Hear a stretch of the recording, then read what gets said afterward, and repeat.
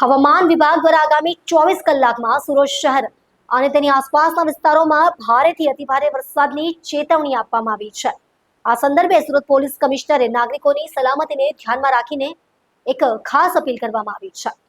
હવામાન ખાતાની આગાહી મુજબ આગામી 24 કલાકમાં સાઉથ ગુજરાતમાં ભારેથી અતિભારે વરસાદ વરસવાની શક્યતા છે અને ભારે પવન પણ ફૂંકાઈ શકે છે।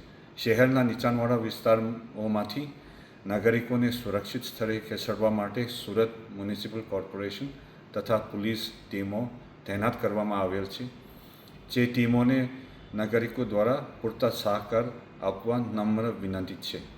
શહેરમાં ટ્રાફિક વ્યવસ્થા સુવ્યવસ્થિત રીતે જળવાઈ રહે તે માટે ટ્રાફિક પોલીસ તરફથી રોડ ડાયવર્ઝન અંગે દર કલાકે સોશિયલ મીડિયાના માધ્યમથી નાગરિકોને જાણ કરવામાં આવશે।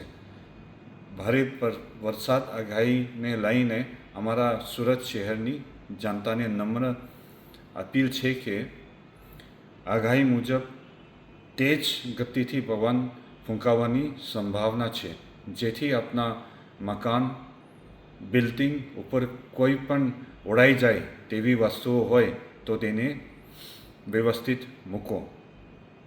ઝાડ, વીજ થાંભલા, હોર્ડિંગ્સ અને નબળા બાંધકામમાંથી દૂર રહો।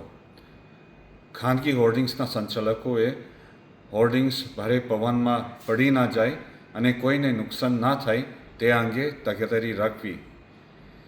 પાણી ભરાયેલ હોય તેવા રસ્તાઓ ઉપર ચલાવવાનું અથવા વાહન ચલાવવાનું ટાળો।